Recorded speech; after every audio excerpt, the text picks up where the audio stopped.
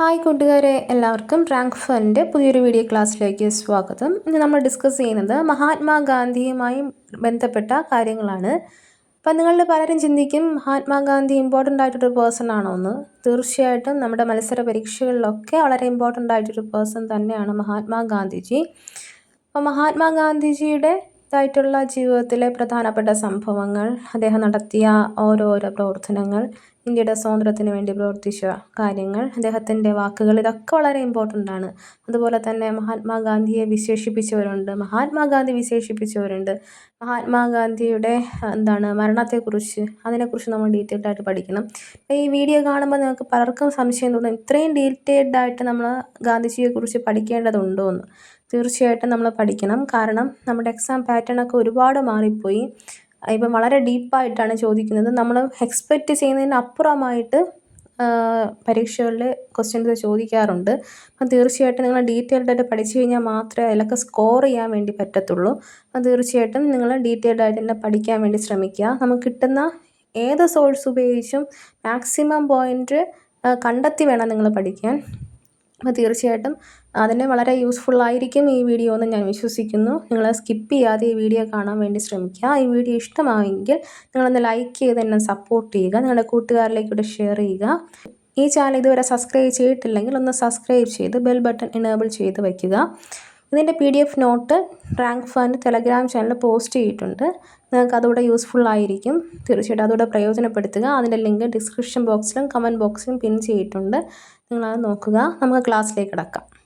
Mohandas Karamchand Gandhi 1869 October 2 ഗുജറാത്തിലെ പോർബന്ദറിൽ കരംചന്ദ് ഗാന്ധിയുടെയും പുത്തലിഭായിയുടെയും മകനായിട്ട് ജനിച്ചു. മോഹൻദാസ് കരംചന്ദ് ഗാന്ധി നമ്മുടെ മഹാത്മാഗാന്ധിയുടെ ഫുൾ നെയിമാണ് മോഹൻദാസ് കരംചന്ദ് ഗാന്ധി. അദ്ദേഹം 1869 ഒക്ടോബർ 2, ഡേറ്റ് മറന്നു പോകല്ലേ, 1869 ഒക്ടോബർ 2 ഗുജറാത്തിലാണ് ജനിച്ചത്. അതും ഗുജറാത്തിലെ പോർബന്ദറിൽ. അദ്ദേഹത്തിൻ്റെ മാതാപിതാക്കൾ ആരൊക്കെയായിരുന്നു? കരംചന്ദ് ഗാന്ധി, പുത്തലിഭായ്. അപ്പം കരംചന്ദ് ഗാന്ധിയുടെയും പുത്തലിഭായിയുടെയും മകനായിട്ടാണ് മോഹൻദാസ് കരംചന്ദ് ഗാന്ധി എന്ന ഗാന്ധി 1869 ഒക്ടോബർ 2 ഗുജറാത്തിലെ പോർബന്ദറിൽ ജനിച്ചു. ഓക്കെ. 1883 തൻ്റെ 14-ാം വയസ്സിൽ ഗാന്ധിജി കസ്തൂർബായെ വിവാഹം കഴിച്ചു. 1883. അപ്പം 1869 ജനിച്ചു. അദ്ദേഹത്തിന് 14 വയസ്സായപ്പോൾ 1883 ആ വർഷത്തിൽ അദ്ദേഹം വിവാഹം കഴിച്ചു. ആ സമയമൊക്കെ ബാലവിവാഹമൊക്കെയാണ് നടന്നുകൊണ്ടിരുന്നത്. ആ ഒരു സന്ദർഭത്തിലാണ് ഗാന്ധിജി വിവാഹം കഴിച്ചത്, 14-ാമത്തെ വയസ്സിൽ. ഇനി ഗാന്ധിജി 5 തവണ കേരളം സന്ദർശിച്ചിട്ടുണ്ട്. ഗാന്ധിജി എത്ര തവണ കേരളം സന്ദർശിച്ചു? 5 തവണ. ആദ്യ സന്ദർശനം 1920 ഓഗസ്റ്റ് 18 1920 ഓഗസ്റ്റ് 18. ഡേറ്റ് മറക്കരുത്, വളരെ ഇമ്പോർട്ടൻ്റ് ആണ് ഡേറ്റുകളൊക്കെ. 1920 ഓഗസ്റ്റ് 18 അദ്ദേഹം ആദ്യമായിട്ട് കേരളത്തെ സന്ദർശിച്ചു. അതും എന്തിനു വേണ്ടിയാണ് വന്നത്? ഖിലാഫത്ത് സമരത്തിൻ്റെ പ്രചാരണാർത്ഥം കോഴിക്കോടാണ് വന്നത്. ഖിലാഫത്ത് സമരത്തിൻ്റെ പ്രചാരണാർത്ഥം കോഴിക്കോടാണ് അദ്ദേഹം സന്ദർശിച്ചത്. ഓക്കെ. ഗാന്ധിജിയെ ആദ്യമായി രാഷ്ട്രപിതാവ് എന്ന് വിളിച്ചത് സുഭാഷ് ചന്ദ്രബോസാണ്. അപ്പം നമ്മുടെ രാഷ്ട്രപിതാവ് എന്നറിയപ്പെടുന്നത് ഗാന്ധിജിയാണല്ലേ. അപ്പോൾ രാഷ്ട്രപിതാവ് എന്ന് അദ്ദേഹത്തെ ആദ്യമായിട്ട് അഭിസംബോധന ചെയ്തത് ആരാണ്? സുഭാഷ് ചന്ദ്രബോസാണ് അഭിസംബോധന ചെയ്തത്. ഗാന്ധിജിയെ മഹാത്മാ എന്നാദ്യം അഭിസംബോധന ചെയ്തത് രവീന്ദ്രനാഥ് ടാഗോറാണ്. അപ്പം നമ്മൾ മഹാത്മാഗാന്ധി എന്നാണ്, ഗാന്ധിയാണ് മഹാത്മാഗാന്ധി എന്നാണ് നമ്മൾ പറയുന്നത് അല്ലേ. അപ്പം ഗാന്ധിജിയെ മഹാത്മാവാണ് അല്ലെങ്കിൽ മഹാത്മാ എന്ന് ആദ്യം അഭിസംബോധന ചെയ്ത അല്ലെങ്കിൽ സംബോധന ചെയ്ത വ്യക്തി ആരാണ്? രവീന്ദ്രനാഥ് ടാഗോറാണ്. ഗാന്ധിജി നടത്തിയ ആദ്യ സത്യാഗ്രഹ സമരം ദക്ഷിണാഫ്രിക്കൻ ഭരണകൂടത്തിൻ്റെ നിർബന്ധിത രജിസ്ട്രേഷൻ നിയമത്തിൽ പ്രതിഷേധിച്ച് 1906 അപ്പം ഗാന്ധിജി നടത്തിയ ആദ്യ സത്യാഗ്രഹ സമരം, ചിലപ്പോൾ എക്സാമുകളിൽ നിങ്ങൾക്ക് തെറ്റാൻ വേണ്ടി ചാൻസ് ഉള്ള ഒരു ക്വസ്റ്റ്യനാണിത്. ഗാന്ധിജി നടത്തിയ ആദ്യ സത്യാഗ്രഹ സമരം അത് വേറെയാണ്. അതുപോലെ തന്നെ ഗാന്ധിജി ഇന്ത്യയിൽ നടത്തിയ ആദ്യ സത്യാഗ്രഹ സമരം അതും വേറെയാണ്. അപ്പം ഗാന്ധിജി നടത്തിയ ആദ്യ സത്യാഗ്രഹ സമരം എവിടെയാണ്? ദക്ഷിണാഫ്രിക്കയിലാണ് നടത്തിയത്. ദക്ഷിണാഫ്രിക്കൻ ഭരണകൂടത്തിൻ്റെ നിർബന്ധിത രജിസ്ട്രേഷൻ നിയമത്തിൽ പ്രതിഷേധിച്ചാണ്. അത് വർഷം മറക്കരുത്, 1906 അദ്ദേഹം നടത്തിയത് ആദ്യത്തെ സത്യാഗ്രഹ സമരം. ദക്ഷിണാഫ്രിക്കൻ ഭരണകൂടത്തിൻ്റെ നിർബന്ധിത രജിസ്ട്രേഷൻ നിയമത്തിൽ പ്രതിഷേധിച്ച് 1906 അദ്ദേഹം നടത്തിയത്. ഇനി സത്യാഗ്രഹം എന്ന ഗാന്ധിജിയുടെ സമരമുറയ്ക്ക് ആ പേര് നിർദ്ദേശിച്ചത് മകൻലാൽ ഗാന്ധിയാണ്. അപ്പോൾ നമുക്ക് സത്യാഗ്രഹം എന്ന് കേൾക്കുമ്പോൾ, ആ വാക്ക് കേൾക്കുമ്പോൾ തന്നെ ഓർമ്മ വരുന്നത് ആരെയാണ്? ഗാന്ധിജിയാണ് അല്ലേ. അപ്പം ഗാന്ധിജി കഴിഞ്ഞിട്ട് നമ്മൾ വേറെ ആര് വേണമെങ്കിലും ഓർക്കത്തുള്ളൂ. അപ്പം സത്യാഗ്രഹം എന്ന ആ ഒരു സമരമുറ, ഗാന്ധിജി ആ ഒരു സമരമുറ കൊണ്ടുവന്നത്, അതായത് സത്യാഗ്രഹം എന്ന സമരമുറ കൊണ്ടുവന്നത് ഗാന്ധിജിയാണ്. ഓക്കെ, ആ ഒരു സമരമുറയ്ക്ക് ആ പേര് നിർദ്ദേശിച്ചത്. അപ്പോൾ അങ്ങനെ ഒരു സമരമുറ, സത്യാഗ്രഹം നടത്തുമ്പോൾ ആ ഒരു പാറ്റേണിലുള്ള ആ ഒരു സമരമുറയ്ക്ക് ആ പേര് നിർദ്ദേശിച്ചത് ആരാണ്? മകൻലാൽ ഗാന്ധി. മകൻലാൽ ഗാന്ധി, അതൊരു ചിലർക്കെങ്കിലും പുതിയൊരു ഇൻഫർമേഷൻ ആയിരിക്കും, നിങ്ങൾ നോട്ട് ചെയ്ത് വെച്ച് പഠിക്കുക. മകൻലാൽ ഗാന്ധിയാണ് സത്യാഗ്രഹം എന്ന സമരമുറയ്ക്ക് ആ പേര് നിർദ്ദേശിച്ചത്. ഓക്കെ, ബീഹാറിലെ ചമ്പാരൻ സമരമാണ് ഇന്ത്യയിൽ ഗാന്ധിജിയുടെ ആദ്യ സത്യാഗ്രഹ സമരം. അപ്പം ഗാന്ധിജിയുടെ ഇന്ത്യയിലെ ആദ്യ സത്യാഗ്രഹ സമരം ഏതാണ്? ബീഹാറിലെ ചമ്പാരൻ സമരം. അപ്പം നിങ്ങൾ മാറിപ്പോകാതെ തന്നെ പഠിക്കുക, പ്രത്യേകം നോട്ട് ചെയ്ത് തന്നെ പഠിക്കുക. കാരണം ഗാന്ധിജിയുടെ ആദ്യ സത്യാഗ്രഹ സമരം ദക്ഷിണാഫ്രിക്കയിലായിരുന്നു. ഇന്ത്യയിലെ ആദ്യ സത്യാഗ്രഹ സമരം ഏതാണ്? ബീഹാറിലെ ചമ്പാരൻ സമരം. ഓക്കെ, ബീഹാറിലെ ചമ്പാരൻ സമരമാണ് ഇന്ത്യയിൽ ഗാന്ധിജിയുടെ ആദ്യ സത്യാഗ്രഹ സമരം. വിൻസ്റ്റൺ ചർച്ചിലാണ് ഗാന്ധിജിയെ അർദ്ധനഗ്നനായ ഫക്കീർ എന്ന് വിശേഷിപ്പിച്ചത്. അപ്പം ഗാന്ധിജിയെ അർദ്ധനഗ്നനായ ഫക്കീർ എന്ന് ഒരാൾ വിശേഷിപ്പിച്ചു. ആരാണ് അദ്ദേഹം? Winston Churchill. വിൻസ്റ്റൺ ചർച്ചിലാണ് ഗാന്ധിജിയെ അർദ്ധനഗ്നനായ ഫക്കീർ എന്ന് വിശേഷിപ്പിച്ചത്. സത്യത്തെ അറിയാൻ ഏറ്റവും പ്രയോജനപ്പെടുന്നത് എന്ന് ഗാന്ധിജി വിശേഷിപ്പിച്ച ഗ്രന്ഥം ഭഗവത്ഗീതയാണ്. അപ്പം സത്യത്തെ അറിയാൻ ഏറ്റവും പ്രയോജനപ്പെടുന്നത് എന്ന് ഗാന്ധിജി വിശേഷിപ്പിച്ചൊരു ഗ്രന്ഥമുണ്ട്. ആ ഗ്രന്ഥമാണ് ഭഗവത്ഗീത. ഭഗവത്ഗീത. നല്ലവനായി ജീവിക്കുക എന്നത് എത്രയോ അപകടകരമാണ്. നല്ലവനായി ജീവിക്കുക എന്നത് എത്രയോ അപകടകരമാണ്. ഗാന്ധിജിയുടെ മരണവാർത്ത കേട്ടപ്പോൾ ഇങ്ങനെ അഭിപ്രായപ്പെട്ടത് ആൽബർട്ട് ഐൻസ്റ്റീനാണ്. അപ്പം ഗാന്ധിജി മരിച്ചു കഴിഞ്ഞപ്പോൾ നല്ലവനായി ജീവിക്കുക എന്നത് എത്രയോ അപകടകരമാണ് എന്ന് ആ ഒരു മരണ വാർത്ത കേട്ടപ്പോൾ പറഞ്ഞ വ്യക്തി ആരാണ്? Albert Einstein. എക്സാമുകളിലൊക്കെ ചോദിച്ചിട്ടുള്ളതാണ്, തീർച്ചയായിട്ടും നിങ്ങൾ പഠിക്കുക. ഗോപാലകൃഷ്ണ ഗോഖലെ ആയിരുന്നു ഗാന്ധിജിയുടെ രാഷ്ട്രീയ ഗുരു. ഗാന്ധിജിയുടെ രാഷ്ട്രീയ ഗുരു ആരാണ്? ഗോപാലകൃഷ്ണ ഗോഖലെ. ഗോപാലകൃഷ്ണ ഗോഖലെ ആയിരുന്നു ഗാന്ധിജിയുടെ രാഷ്ട്രീയ ഗുരു. 1922 ജയിൽവാസത്തിനിടയിലാണ് ഗാന്ധിജി തൻ്റെ ആത്മകഥയായ എൻ്റെ സത്യാന്വേഷണ പരീക്ഷണങ്ങൾ ഗുജറാത്തി ഭാഷയിൽ എഴുതിയത്. അപ്പം 1922 അദ്ദേഹം ജയിൽവാസത്തിലായിരുന്നു. ആ സമയത്തായിരുന്നു അദ്ദേഹം തൻ്റെ ആത്മകഥയായ എൻ്റെ സത്യാന്വേഷണ പരീക്ഷണങ്ങൾ, ഗാന്ധിജിയുടെ ആത്മകഥയുടെ പേരെന്താണ്? എൻ്റെ സത്യാന്വേഷണ പരീക്ഷണങ്ങൾ. അതും ഗുജറാത്തി ഭാഷയിലാണ് അദ്ദേഹം 1922 എഴുതിയത്. 1922 തൻ്റെ ജയിൽവാസത്തിനിടയിലാണ് ഗാന്ധിജി ആത്മകഥയായ എൻ്റെ സത്യാന്വേഷണ പരീക്ഷണങ്ങൾ ഗുജറാത്തി ഭാഷയിൽ എഴുതിയത്. എൻ്റെ സത്യാന്വേഷണ പരീക്ഷണങ്ങൾ ആദ്യമായി പ്രസിദ്ധീകരിച്ചത് സത്യശോധിനി എന്ന പേരിൽ മറാത്തി ഭാഷയിലാണ്. അപ്പം ആദ്യമായിട്ട് ഈ ഗാന്ധിജിയുടെ ആത്മകഥയായ എൻ്റെ സത്യാന്വേഷണ പരീക്ഷണങ്ങൾ പ്രസിദ്ധീകരിച്ചത് സത്യശോധിനി എന്ന പേരിൽ. എൻ്റെ സത്യാന്വേഷണ പരീക്ഷണങ്ങൾ എന്ന ആ ഒരു ടൈറ്റിലല്ല, സത്യശോധിനി എന്ന പേരിൽ മറാത്തി ഭാഷയിലാണ് അദ്ദേഹമല്ല അത് പ്രസിദ്ധീകരിച്ചത്. സത്യശോധിനി എന്ന പേരിൽ മറാത്തി ഭാഷയിലാണ് എൻ്റെ സത്യാന്വേഷണ പരീക്ഷണങ്ങൾ ആദ്യമായിട്ട് പ്രസിദ്ധീകരിച്ചത്. ബർദോളി സത്യാഗ്രഹവുമായി ബന്ധപ്പെട്ടാണ് വല്ലഭായ് പട്ടേലിന് സർദാർ എന്ന പേര് ഗാന്ധിജി നൽകിയത്. അപ്പം ബർദോളി സത്യാഗ്രഹം നടക്കുന്നു, ആ ഒരു സന്ദർഭത്തിലാണ് സത്യാഗ്രഹവുമായിട്ട് ബന്ധപ്പെട്ടാണ് സർദാർ വല്ലഭായ് പട്ടേൽ എന്നല്ലേ നമ്മൾ പറയുന്നത്. അപ്പം വല്ലഭായ് പട്ടേലിന് സർദാർ എന്ന പേര് നൽകിയത് ഗാന്ധിജിയാണ്. അപ്പം ബർദോളി സത്യാഗ്രഹം നടക്കുന്ന ആ വേളയിലാണ് വല്ലഭായ് പട്ടേലിന് സർദാർ എന്ന പേര് ഗാന്ധിജി നൽകിയത്. ഗാന്ധിജിയുടെ ജീവിതത്തിൽ സ്വാധീനം ചെലുത്തിയ 2 നാടകങ്ങളാണ് ഹരിശ്ചന്ദ്ര, ശ്രാവണകുമാരൻ എന്നിവ. അപ്പം ഗാന്ധിജിയുടെ ജീവിതത്തിൽ സ്വാധീനം ചെലുത്തിയ 2 നാടകങ്ങളുണ്ട്. അതേതൊക്കെയാണ്?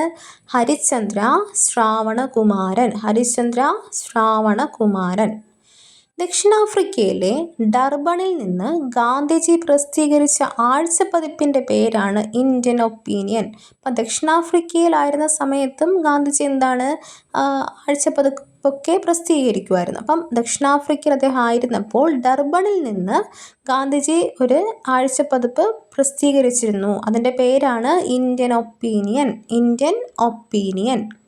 ഇന്ത്യയിൽ തിരിച്ചെത്തിയ ഗാന്ധിജി ദക്ഷിണാഫ്രിക്കയെ തൻ്റെ രാഷ്ട്രീയ പരീക്ഷണശാല എന്നാണ് വിശേഷിപ്പിച്ചത്. അപ്പം ഇന്ത്യയിൽ തൻ്റെ പ്രവർത്തനം തുടങ്ങുന്നതിന് മുമ്പായിട്ട് ദക്ഷിണാഫ്രിക്കയിലായിരുന്നു ഗാന്ധിജി. അപ്പം ദക്ഷിണാഫ്രിക്കയിൽ നിന്ന് മടങ്ങിയെത്തിയ ഗാന്ധിജി എന്താണ് ദക്ഷിണാഫ്രിക്കയെ തൻ്റെ രാഷ്ട്രീയ പരീക്ഷണശാല എന്നാണ് വിശേഷിപ്പിച്ചത്. അതായത് തനിക്കെന്താണ് രാഷ്ട്രീയത്തിലേക്കുള്ള എല്ലാ കാര്യങ്ങളും പഠിപ്പിച്ച് തന്ന ഒരു രാജ്യമാണ് ദക്ഷിണാഫ്രിക്ക എന്നാണ് അതിലൂടെ ഉദ്ദേശിക്കുന്നത്. അപ്പോൾ രാഷ്ട്രീയ പരീക്ഷണശാല എന്ന് ഗാന്ധിജി വിശേഷിപ്പിച്ചത് എന്തിനെയാണ്? ദക്ഷിണാഫ്രിക്കയാണ് വിശേഷിപ്പിച്ചത്.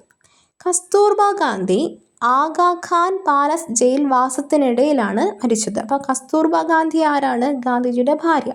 ഗാന്ധിജിയുടെ ഭാര്യയായ കസ്തൂർബ ഗാന്ധി ആഗാഖാൻ പാലസ് ജയിലിൽ ആയിരുന്ന സമയത്ത്, അതായത് അവിടെ ജയിൽവാസത്തിലായിരുന്ന സമയത്താണ് മരിച്ചത്. അതിനെക്കുറിച്ച് ഡീറ്റെയിൽഡ് ആയിട്ടൊരു കാര്യം ഈ വീഡിയോ തന്നെ പറയുന്നുണ്ട്. തീർച്ചയായിട്ടും നിങ്ങൾ കേൾക്കുക.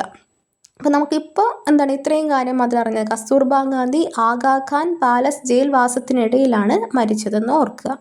നിയമലംഘന പ്രസ്ഥാനം നിർത്തിവെക്കാൻ ഗാന്ധിജിയെ പ്രേരിപ്പിച്ച സംഭവമാണ് ചൗരി ചൗര സംഭവം. അപ്പോൾ ചൗരി ചൗര സംഭവത്തെക്കുറിച്ച് നിങ്ങൾ കേട്ടിട്ടുണ്ട്.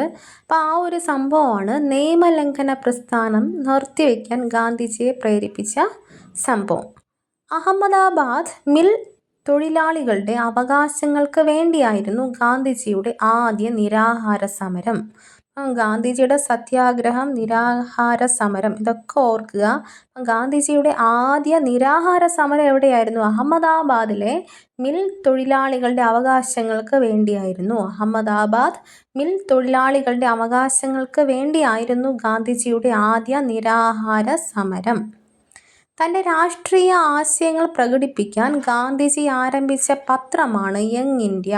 അപ്പം ഇന്ത്യൻ ഒപ്പീനിയൻ അത് ഓർക്കുക. യങ് ഇന്ത്യ എന്ന് പറയുന്നത് ഗാന്ധിജി ആരംഭിച്ച പത്രമാണ്. തൻ്റെ രാഷ്ട്രീയ ആശയങ്ങൾ പ്രകടിപ്പിക്കാനാണ് യങ് ഇന്ത്യ ഗാന്ധിജി ആരംഭിച്ചത്. തൻ്റെ രാഷ്ട്രീയ ആശയങ്ങൾ പ്രകടിപ്പിക്കാൻ ഗാന്ധിജി ആരംഭിച്ച പത്രം യങ് ഇന്ത്യ.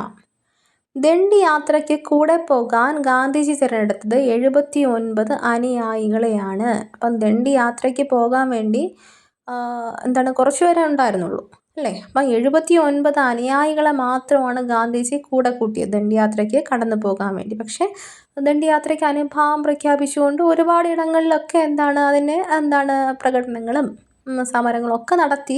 പക്ഷെ ഗാന്ധിജി തന്നോടൊപ്പം ദണ്ഡി യാത്രയ്ക്കായിട്ട് തിരഞ്ഞെടുത്തത് 79 പേരെയായിരുന്നു. സബർമതി ആശ്രമത്തിൽ നിന്ന് ദണ്ഡി കടപ്പുറത്തേക്ക് 241 മൈൽ ദൂരം നടന്നെത്താൻ ഗാന്ധിജി അനുയായികളും 24 ദിവസം എടുത്തു. അപ്പം ടോട്ടൽ 24 ദിവസത്തെ യാത്രയായിരുന്നു ദണ്ഡി യാത്ര എന്ന് പറയുന്നത്. എത്ര മൈലാണ് അവർ നടന്നെത്തിയത്? 241 മൈൽ ദൂരമാണ് അവർ നടന്നത്. അപ്പം സബർമതി ആശ്രമത്തിൽ നിന്നും ദണ്ഡി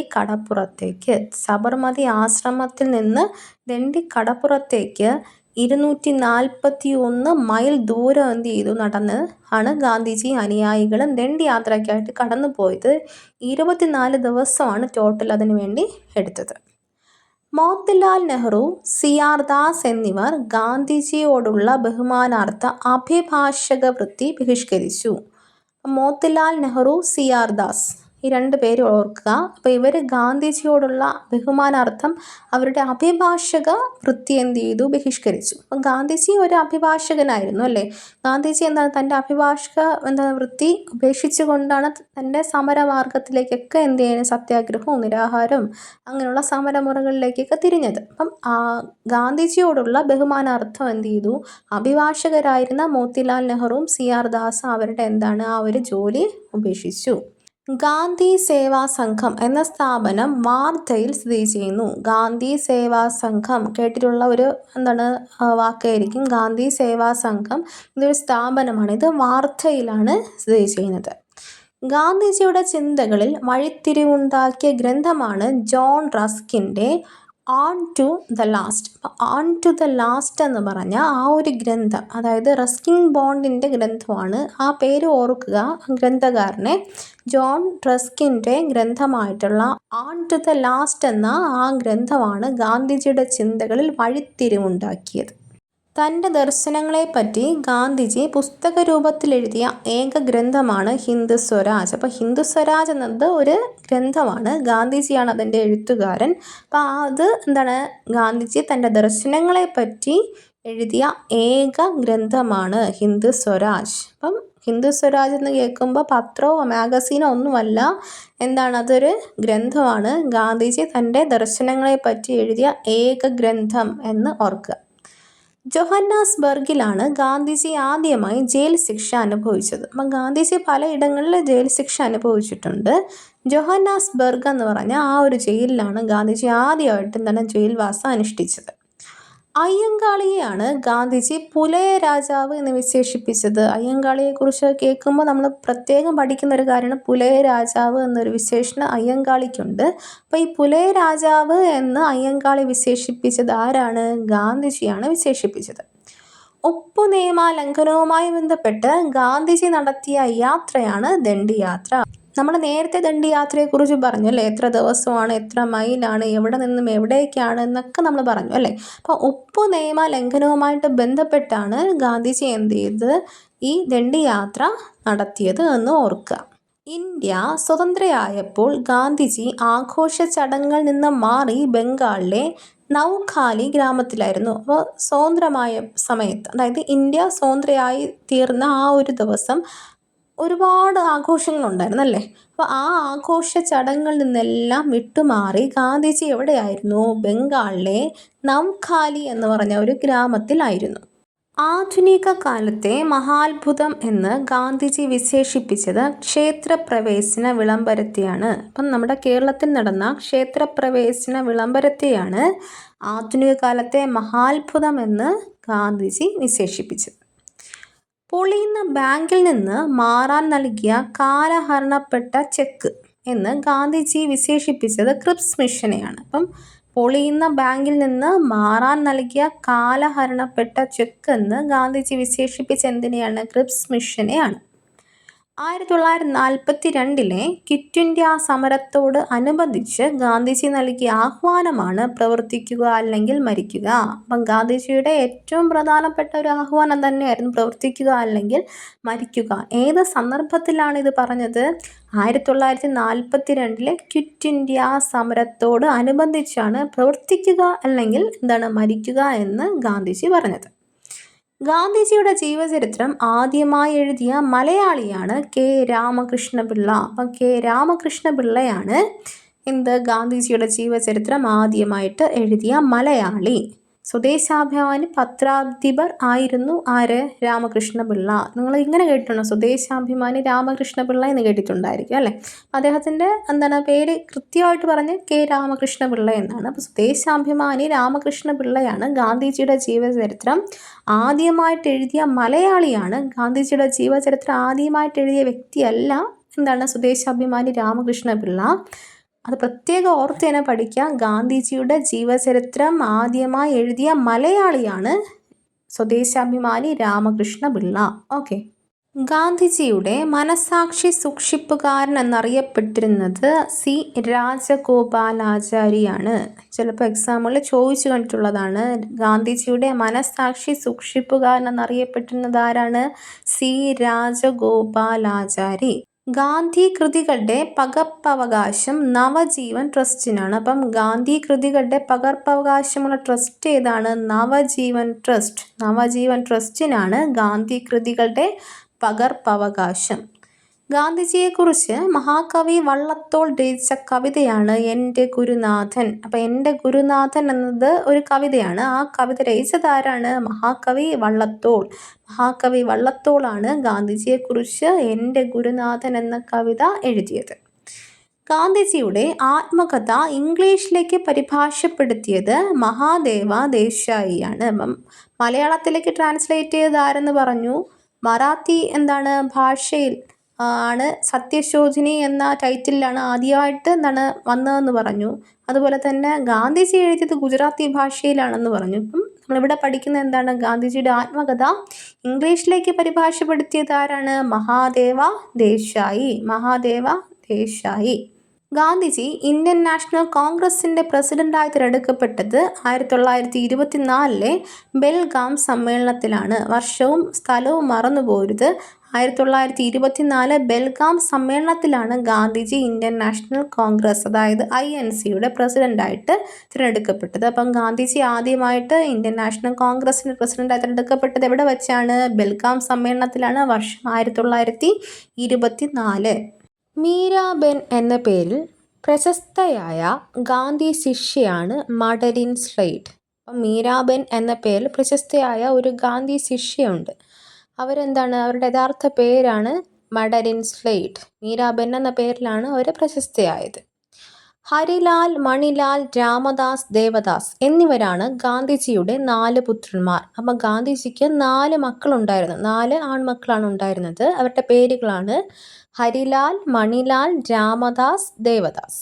യേശു ക്രിസ്തുവിനെയാണ് സത്യാഗ്രഹികളുടെ രാജകുമാരൻ എന്ന് ഗാന്ധിജി വിശേഷിപ്പിച്ചത്. അപ്പം ഗാന്ധിജി സത്യാഗ്രഹികളുടെ രാജകുമാരൻ എന്ന് വിശേഷിപ്പിച്ച ഒരു വ്യക്തിയുണ്ട്, അതാണ് യേശു ക്രിസ്തു. യേശു ക്രിസ്തുവിനെയാണ് സത്യാഗ്രഹികളുടെ രാജകുമാരൻ എന്ന് ഗാന്ധിജി വിശേഷിപ്പിച്ചത്.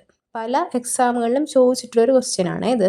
അടുത്തൊരു സ്റ്റേറ്റ്മെൻ്റ് ആണ്, രക്തമാംസങ്ങളോടെ ഇതുപോലൊരു മനുഷ്യൻ ഈ ഭൂമിയിലൂടെ കടന്നുപോയെന്ന് വരും തലമുറകൾക്ക് വിശ്വസിക്കാൻ കഴിഞ്ഞെന്ന് വരില്ല. ഗാന്ധിജിയെക്കുറിച്ച് ഇങ്ങനെ അഭിപ്രായപ്പെട്ടത് ആൽബർട്ട് ഐൻസ്റ്റീൻ ആണ്. അപ്പം സ്റ്റേറ്റ്മെൻറ്റ് ഇങ്ങനെയാണ്, രക്തമാംസങ്ങളോടെ ഇതുപോലൊരു മനുഷ്യൻ ഈ ഭൂമിയിലൂടെ കടന്നുപോയെന്ന് വരും തലമുറകൾക്ക് വിശ്വസിക്കാൻ കഴിഞ്ഞെന്ന് വരില്ല. ഇത് പറഞ്ഞത് ആൽബർട്ട് ഐൻസ്റ്റീൻ ആണ്. ആരെക്കുറിച്ചാണ് പറഞ്ഞത്? ഗാന്ധിജിയെക്കുറിച്ച്. 1915 ജനുവരി 9 ഗാന്ധിജി ദക്ഷിണാഫ്രിക്കയിലെ പ്രവാസ ജീവിതം അവസാനിപ്പിച്ച് ഇന്ത്യയിൽ തിരിച്ചെത്തി. അപ്പോൾ 1915 ജനുവരി 9 ഓർത്തോളുക. അപ്പോൾ ഈ ഒരു ദിവസം എന്ത് ചെയ്തു? ഗാന്ധിജി ദക്ഷിണാഫ്രിക്കയിലെ പ്രവാസ ജീവിതം അവസാനിപ്പിച്ച് ഇന്ത്യയിൽ തിരിച്ചെത്തുകയുണ്ടായി. ഇതിൻ്റെ സ്മരണാർത്ഥം എല്ലാ വർഷവും ജനുവരി 9 പ്രവാസി ഭാരതീയ ദിവസമായി ആചരിക്കുന്നു. അപ്പോൾ നമ്മൾ പ്രവാസി ഭാരതീയ ദിനം എന്ന് പറഞ്ഞ് ആചരിക്കാറുണ്ട്. ജനുവരി 9 എന്തുകൊണ്ടാണ് അത് ആചരിക്കുന്നത്? എന്തിൻ്റെ സ്മരണാർത്ഥമാണ്? ഗാന്ധിജി ദക്ഷിണാഫ്രിക്കയിലെ പ്രവാസ ജീവിതം അവസാനിപ്പിച്ച് ഇന്ത്യയിൽ തിരിച്ചെത്തിയ ദിവസമാണ് ജനുവരി 9. വർഷം 1915. അപ്പം അതിൻ്റെ അനുസ്മരണാർത്ഥമാണ് ആ ദിവസം പ്രവാസി ഭാരതീയ ദിവസമായിട്ട് ആചരിക്കുന്നത്. ഭാരത സർക്കാർ നൽകുന്ന ഗാന്ധി രാജ്യാന്തര പുരസ്കാരം ആദ്യം നേടിയത് ബാബ ആംതെയാണ്. അപ്പോൾ ഗാന്ധി രാജ്യാന്തര പുരസ്കാരം, ഭാരത സർക്കാർ നൽകുന്ന ഗാന്ധി രാജ്യാന്തര പുരസ്കാരം ആദ്യമായിട്ട് നേടിയത് ആരാണ്? Baba Amte. My days with Gandhi എന്ന പുസ്തകത്തിൻ്റെ രചയിതാവ് NK ബോസ് ആണ്. അപ്പം NK ബോസ് എന്ന് പറഞ്ഞ വ്യക്തിയാണ് മൈ ഡേയ്സ് വിത്ത് ഗാന്ധി എന്ന പുസ്തകം എഴുതിയത്. ഗാന്ധിജി 11 വർഷം ജയിൽവാസം അനുഭവിച്ചു. അപ്പം ഗാന്ധിജി ദക്ഷിണാഫ്രിക്കയിലും ജയിൽവാസം അനുഭവിച്ചിട്ടുണ്ട്, ഇന്ത്യയിലും അനുഭവിച്ചിട്ടുണ്ട്. അപ്പം ഗാന്ധിജി ആകെ 11 വർഷമാണ് ജയിൽവാസം അനുഭവിച്ചത്. ഗാന്ധിജിയുടെ അവസാന ജയിൽവാസം പൂനെ ജയിലിലായിരുന്നു. അപ്പം ഗാന്ധിജിയുടെ അവസാനത്തെ ജയിൽവാസം എവിടെയായിരുന്നു? പൂനെ ജയിലിലായിരുന്നു. 1971 ബിർള ഹൗസ് സർക്കാർ ഏറ്റെടുത്തു. ഇപ്പോൾ ഇത് ഗാന്ധി മ്യൂസിയം ആണ്. അപ്പം ബിർള ഹൗസ്, അപ്പം ഗാന്ധിജിയുടെ പാർപ്പിടമാണ് ബിർള ഹൗസ്. അത് 1971 സർക്കാർ ഏറ്റെടുക്കുകയുണ്ടായി. ഇത് ഇപ്പോൾ ഗാന്ധി മ്യൂസിയം ആയിട്ടാണ് പ്രവർത്തിക്കുന്നത്. ഗാന്ധിയൻ ഇൻസ്റ്റിറ്റ്യൂട്ട് ഓഫ് സ്റ്റഡീസിൻ്റെ സ്ഥാപകനാണ് ജയപ്രകാശ് നാരായണൻ. അപ്പം ജയപ്രകാശ് നാരായണനാണ് ഗാന്ധിയൻ ഇൻസ്റ്റിറ്റ്യൂട്ട് ഓഫ് സ്റ്റഡീസിൻ്റെ സ്ഥാപകൻ. ഗാന്ധിയൻ ഇൻസ്റ്റിറ്റ്യൂട്ട് ഓഫ് സ്റ്റഡീസിൻ്റെ സ്ഥാപകൻ ആരാണ്? ജയപ്രകാശ് നാരായണൻ. മഡലിൻ സ്ലെയ്ഡ് എന്നാണ് ഗാന്ധിജിയുടെ ശിഷ്യയായ മീരാബെന്നിൻ്റെ യഥാർത്ഥ പേര്. അപ്പോൾ നമ്മൾ നേരത്തെ പറഞ്ഞല്ലേ, മഡലിൻ സ്ലെയ്ഡ് എന്നാണ് ഗാന്ധിജിയുടെ ശിഷ്യയായ മീരാബെന്നിൻ്റെ യഥാർത്ഥ പേര്. ഗാന്ധിജിയുടെ ആത്മകഥയിൽ പരാമർശിക്കപ്പെട്ടിട്ടുള്ള മലയാളിയാണ് GP പിള്ള. അപ്പം ഗാന്ധിജിയുടെ ആത്മകഥ ഏതാണ്? എൻ്റെ സത്യാന്വേഷണ പരീക്ഷണങ്ങൾ. ഗാന്ധിജിയുടെ ആ ആത്മകഥയിൽ പരാമർശിക്കപ്പെട്ടിട്ടുള്ള മലയാളിയാണ് GP പിള്ള. ആരാണ്? GP പിള്ള. തപാൽ സ്റ്റാമ്പിലൂടെ ആദരിക്കപ്പെട്ട ആദ്യത്തെ ദേശീയ നേതാവാണ് ഗാന്ധിജി. അപ്പം തപാൽ സ്റ്റാമ്പിലൂടെ ആദ്യമായിട്ട് ആദരിക്കപ്പെട്ട ഒരു ദേശീയ നേതാവാണ് ആര്? ഗാന്ധിജി. തപാൽ സ്റ്റാമ്പിൽ പ്രത്യക്ഷപ്പെട്ട ആദ്യ വ്യക്തിയല്ല, തപാൽ സ്റ്റാമ്പിലൂടെ ആദരിക്കപ്പെട്ട ആദ്യത്തെ ദേശീയ നേതാവാണ് ഗാന്ധിജി. ഓർത്തോളുക. നേറ്റാൾ ആണ് ഗാന്ധിജിയുടെ പ്രവർത്തന മേഖലയായിരുന്ന ദക്ഷിണാഫ്രിക്കൻ പ്രവിശ്യ. അപ്പം ദക്ഷിണാഫ്രിക്കയിൽ ഗാന്ധിജി ആയിരുന്നപ്പോൾ ദക്ഷിണാഫ്രിക്കയിൽ ഗാന്ധിജിയുടെ ഒരു പ്രവിശ്യ ഉണ്ടായിരുന്നു. അദ്ദേഹത്തിൻ്റെ പ്രവർത്തന മേഖലയായിരുന്ന ഒരു സ്ഥലം. അതിനെന്താണ് പറയുന്നത്? നേറ്റാൾ. അപ്പം നേറ്റാളാണ് ഗാന്ധിജിയുടെ പ്രവർത്തന മേഖലയായിരുന്ന ദക്ഷിണാഫ്രിക്കൻ പ്രവിശ്യ. ഗാന്ധിജി ശ്രീനാരായണ ഗുരുവിനെ കണ്ട വർഷം 1925.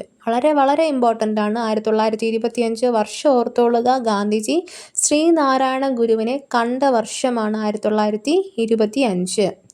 ഗാന്ധിജിയുടെ ഒടുവിലത്തെ സത്യാഗ്രഹം അവസാനിച്ച ദിവസം 1948 ജനുവരി 18. ആ ഡേറ്റ് മസ്റ്റായിട്ട് ഓർത്തോളുക. 1948 ജനുവരി 18.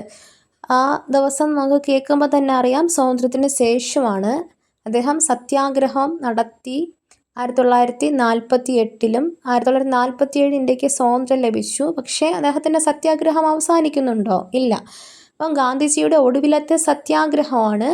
ആ സത്യാഗ്രഹം അവസാനിച്ച ദിവസമാണ് 1948 ജനുവരി 18. ഗാന്ധിജിയെ ആഴത്തിൽ സ്വാധീനിച്ച ഇംഗ്ലീഷ് സാമൂഹ്യ പരിഷ്കർത്താവ് ജോൺ റസ്കിനാണ്. അപ്പം ഗാന്ധിജി ആഴത്തിൽ സ്വാധീനിച്ച ഇംഗ്ലീഷ് സാഹിത്യ പരിഷ്കർത്താവാണ് ആര്?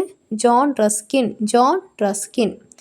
അയിത്തോച്ചാടൻ ലക്ഷ്യമിട്ട് 1932 ഗാന്ധിജി രൂപവൽക്കരിച്ച സംഘടനയാണ് അഖിലേന്ത്യാ ഹരിജൻ സമാജം.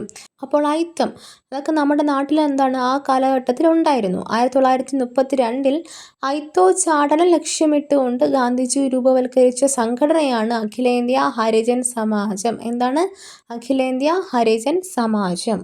ഒരു വ്യക്തിയുടെ പേരിൽ കേരളത്തിൽ തുടങ്ങിയ ആദ്യ സർവകലാശാലയാണ് മഹാത്മാഗാന്ധി സർവകലാശാല. നമ്മൾ MG യൂണിവേഴ്സിറ്റി എന്ന് പറയാറുണ്ടല്ലേ, മഹാത്മാഗാന്ധി യൂണിവേഴ്സിറ്റി. ഒരു വ്യക്തിയുടെ പേരിൽ കേരളത്തിൽ തുടങ്ങിയ ആദ്യ സർവകലാശാലയാണ് മഹാത്മാഗാന്ധി സർവകലാശാല. ഗാന്ധിജിയുടെ രചനകളുടെ പകർപ്പവകാശം ഏത് ട്രസ്റ്റിനാണ്? നവജീവൻ ട്രസ്റ്റിനാണ് ഗാന്ധിജിയുടെ രചനകളുടെ പകർപ്പവകാശം. അപ്പം ഗാന്ധിജിയുടെ രചനകളുടെ പകർപ്പവകാശം നവജീവൻ ട്രസ്റ്റിനാണ്. വന്ദേ മാതരത്തിൻ്റെ ഇംഗ്ലീഷ് പരിഭാഷ നിർവഹിച്ചത് അരവിന്ദ ഘോഷാണ്. വന്ദേ മാതരം എന്ന് പറഞ്ഞ ഗാനം അറിയാമല്ലോ, അതിൻ്റെ ഇംഗ്ലീഷ് പരിഭാഷ നിർവഹിച്ചത് ആരാണ്? അരവിന്ദ ഘോഷാണ്.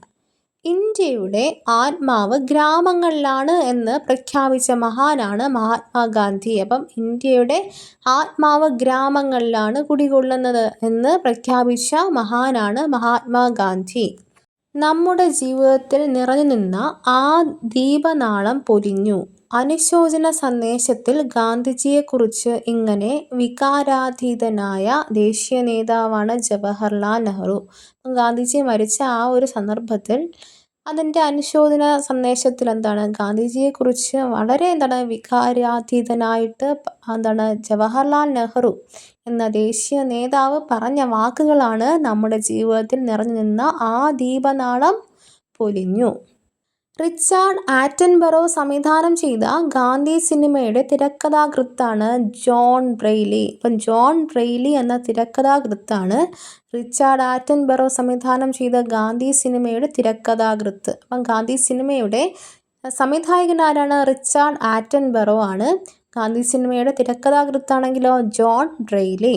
സുഭാഷ് ചന്ദ്രബോസിനെയാണ് ദേശസ്നേഹികളുടെ രാജകുമാരനെന്ന് ഗാന്ധിജി വിളിച്ചത്. അപ്പം ഗാന്ധിജി സുഭാഷ് ചന്ദ്രബോസിന് കൊടുത്ത വിശേഷണം എന്താണ്? ദേശസ്നേഹികളുടെ രാജകുമാരൻ. പരസ്പരം അങ്ങോട്ടും ഇങ്ങോട്ടൊക്കെ വിശേഷിപ്പിക്കാറുണ്ട്. അപ്പം ഗാന്ധിജി കുറേ പേർക്ക് വിശേഷണം കൊടുത്തിട്ടുണ്ട്, അതുപോലെ തന്നെ ഗാന്ധിജിയും കുറേ പേര് വിശേഷിപ്പിച്ചിട്ടുണ്ട്. ദേശസ്നേഹികളുടെ രാജകുമാരൻ എന്ന് ഗാന്ധിജി വിശേഷിപ്പിച്ചത് ആരെയാണ്? സുഭാഷ് ചന്ദ്രബോസിനെ. ഐക്യരാഷ്ട്രസഭ അതിൻ്റെ പതാക പകുതി താഴ്ത്തിക്കെട്ടിയാണ് ഗാന്ധിജിയുടെ മരണത്തിൽ ദുഃഖം പ്രകടിപ്പിച്ചത്. അപ്പം ചരിത്രത്തിൽ ആദ്യമായിട്ട് ഐക്യരാഷ്ട്രസഭ അതിൻ്റെ പതാക പകുതി താഴ്ത്തിക്കെട്ടി. എന്തിൻ്റെ അനുശോചനത്തിൽ? ഗാന്ധിജിയുടെ മരണത്തിൽ അനുശോചിച്ചുകൊണ്ട് അല്ലെങ്കിൽ അതിൽ ദുഃഖം പ്രകടിപ്പിച്ചുകൊണ്ടാണ് ആദ്യമായിട്ട് അങ്ങനെ ഒരു പ്രവൃത്തി ഐക്യരാഷ്ട്രസഭ ചെയ്യുന്നത്. ഗാന്ധിജിയെക്കുറിച്ചുള്ള ദ മേക്കിംഗ് ഓഫ് മഹാത്മാ എന്ന സിനിമ സംവിധാനം ചെയ്തത് ശ്യാം ബെനഗൽ ആണ്. അപ്പം ഗാന്ധി സിനിമയുടെ സംവിധായകനെ ഓർക്കുക. ഇതേത് സിനിമയാണ്? The making of Mahatma. The making of Mahatma എന്ന സിനിമയുടെ സംവിധായകൻ ആരാണ്? ശ്യാം ബെനഗൽ. ഗാന്ധിജിയെക്കുറിച്ചുള്ള ദ മേക്കിംഗ് ഓഫ് മഹാത്മാ എന്ന സിനിമ സംവിധാനം ചെയ്തത് ശ്യാം ബെനഗൽ ആണ്. ദക്ഷിണാഫ്രിക്കൻ ഭരണകൂടത്തിൻ്റെ വർണ്ണവിവേചനത്തിനെതിരെ പ്രതികരിക്കാൻ ഗാന്ധിജി രൂപീകരിച്ച സംഘടനയാണ് നാറ്റൽ ഇന്ത്യൻ കോൺഗ്രസ്. അപ്പം നാറ്റൽ ഇന്ത്യൻ കോൺഗ്രസിനെ കുറിച്ച് കേട്ടിട്ടുണ്ടായിരിക്കും. അപ്പം എന്താണത്? ദക്ഷിണാഫ്രിക്കൻ ഭരണകൂടത്തിൻ്റെ വർണ്ണവിവേചനത്തിനെതിരെ പ്രതികരിക്കാൻ ഗാന്ധിജി രൂപീകരിച്ച സംഘടന. അപ്പം നാറ്റൽ ഇന്ത്യൻ കോൺഗ്രസ് രൂപീകരിച്ചത് ആരാണ്? ഗാന്ധിജി. എന്തിനു വേണ്ടിയാണ്? ദക്ഷിണാഫ്രിക്കൻ ഭരണകൂടത്തിൻ്റെ വർണ്ണവിവേചനത്തിനെതിരെ പ്രതികരിക്കാൻ. 1948 ജനുവരി 30 ഗാന്ധിജി നാഥുറാം വിനായക് ഗോഡ്സെയുടെ വെടിയേറ്റ് മരിച്ചത്. അപ്പം ഗാന്ധിജി വെടിയേറ്റ് മരിച്ച വർഷം ഏതാണ്? 1948 ജനുവരി 30. 1948 ജനുവരി 30 ഗാന്ധിജി നാഥുറാം വിനായക് ഗോഡ്സെയുടെ വെടിയേറ്റ് മരിച്ചത്. അപ്പം ഗാന്ധിജി ആരാണ് കൊന്നത്? നാഥുറാം വിനായക് ഗോഡ്സെ. തുടർന്ന് എല്ലാ വർഷവും ജനുവരി 30 നാം രക്തസാക്ഷി ദിനമായിട്ട് ആചരിച്ചു വരുന്നു. അപ്പം എല്ലാ വർഷവും നമ്മൾ രക്തസാക്ഷി ദിനം ആചരിക്കാറുണ്ട്. എന്നാണ്? ജനുവരി 30. ജനുവരി 30 എന്തുകൊണ്ടാണ് ആചരിക്കുന്നത് അങ്ങനെ? ഗാന്ധിജിയെ നാഥുറാം വിനായക് ഗോഡ്സെ എന്ത് ചെയ്തു? വെടിവെച്ച് കൊന്നു 1948. അങ്ങനെയാണ് നമ്മൾ രക്തസാക്ഷി ദിനമായിട്ട് ആ ദിനത്തെ ആചരിച്ചു വരുന്നത്.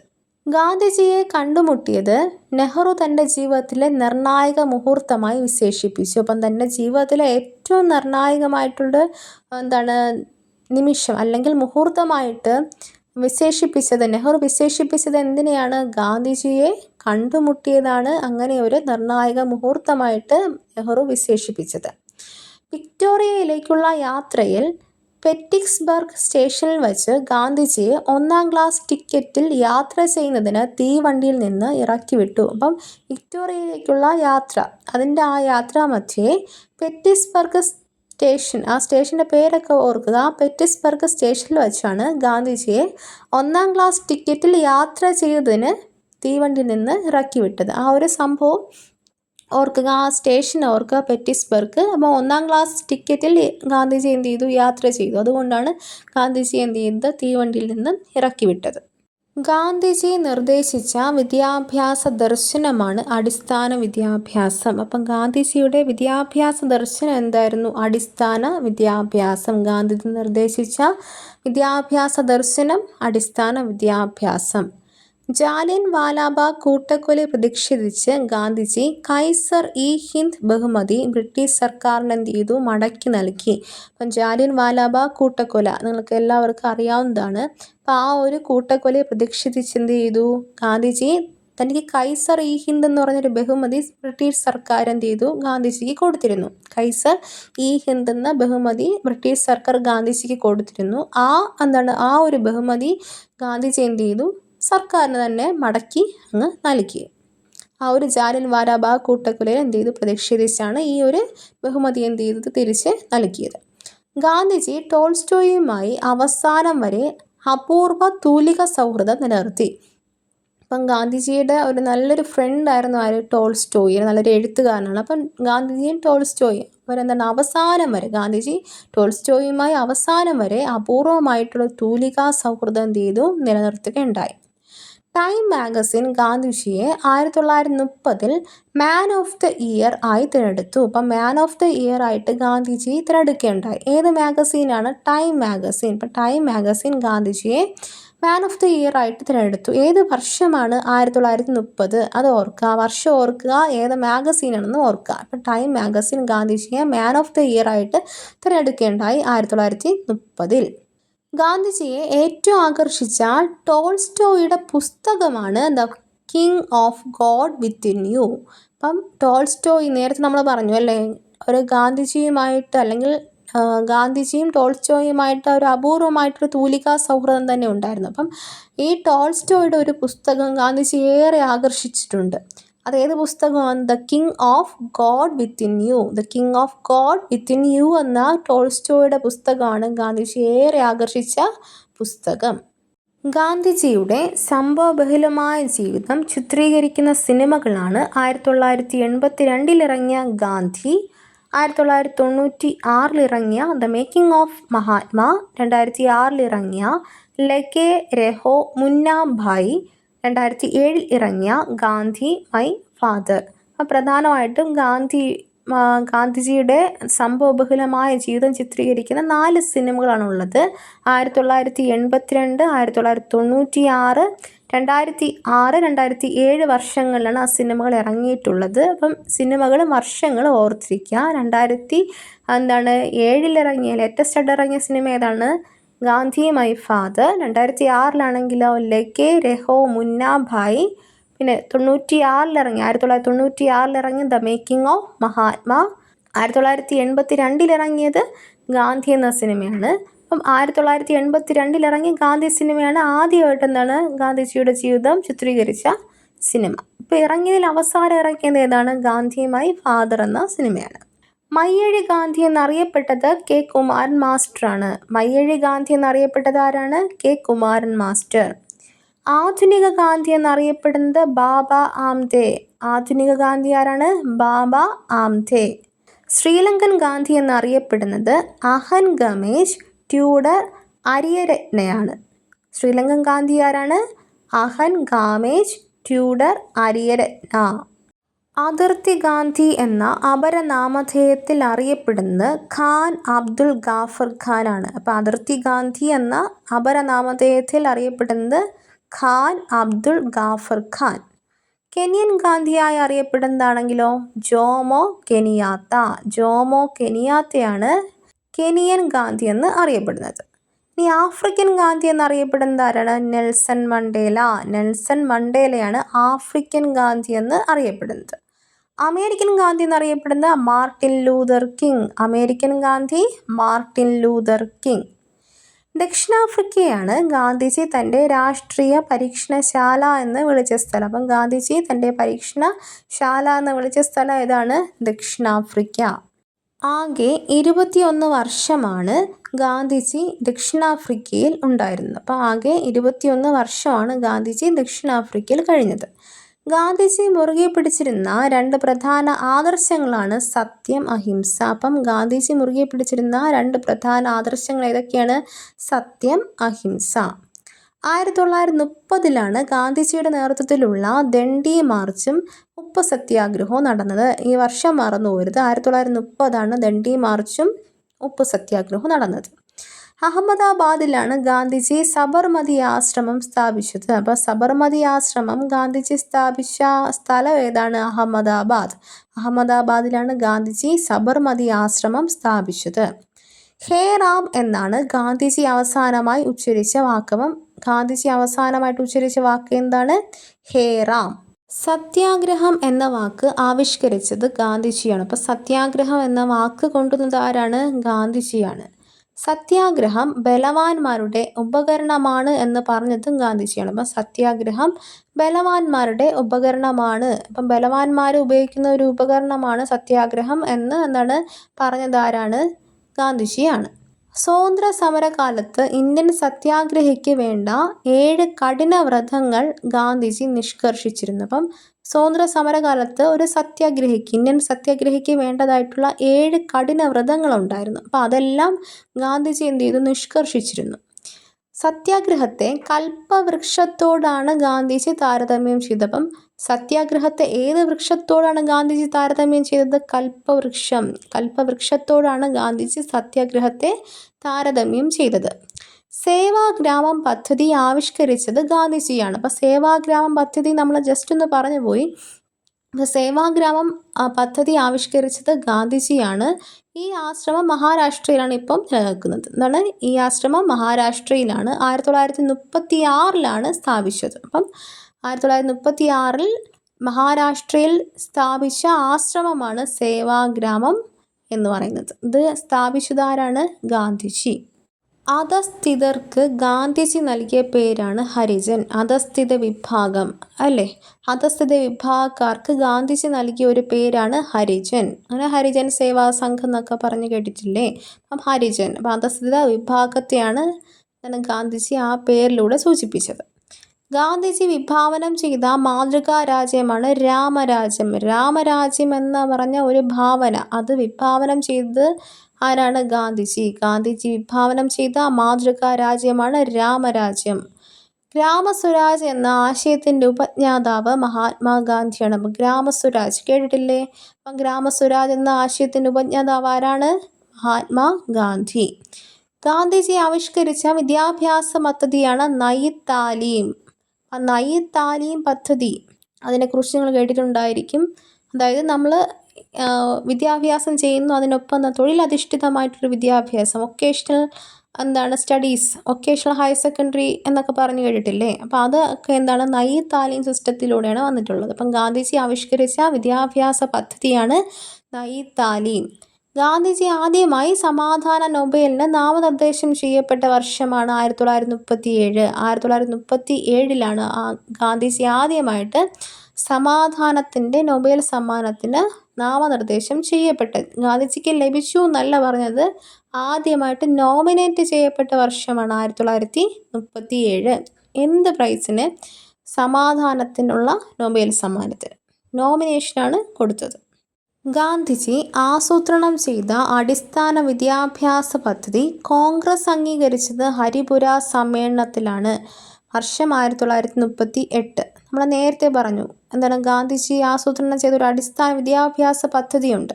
അപ്പോൾ ആ ഒരു പദ്ധതി കോൺഗ്രസ് അംഗീകരിച്ചത്, അതായത് ഇന്ത്യൻ നാഷണൽ കോൺഗ്രസ് അംഗീകരിച്ച സമ്മേളനം ഏതാണ്? ഹരിപുര സമ്മേളനം 1938. വർഷവും സ്ഥലവും മറന്നു പോകരുത്. ഗാന്ധിജി ആസൂത്രണം ചെയ്ത അടിസ്ഥാന വിദ്യാഭ്യാസ പദ്ധതി കോൺഗ്രസ് അംഗീകരിച്ചത് ഏത് സമ്മേളനത്തിലാണ്? ഹരിപുര സമ്മേളനം 1938. 1939 കോൺഗ്രസ് അധ്യക്ഷ സ്ഥാനത്തേക്ക് തിരഞ്ഞെടുപ്പ് നടന്നപ്പോൾ ഗാന്ധിജി പിന്തുണച്ച സ്ഥാനാർത്ഥി പട്ടാഭി സീതാരാമയ്യ ആയിരുന്നു. 1939 കോൺഗ്രസിൻ്റെ അധ്യക്ഷ സ്ഥാനത്തേക്ക് തിരഞ്ഞെടുപ്പ് നടക്കുകയുണ്ടായി.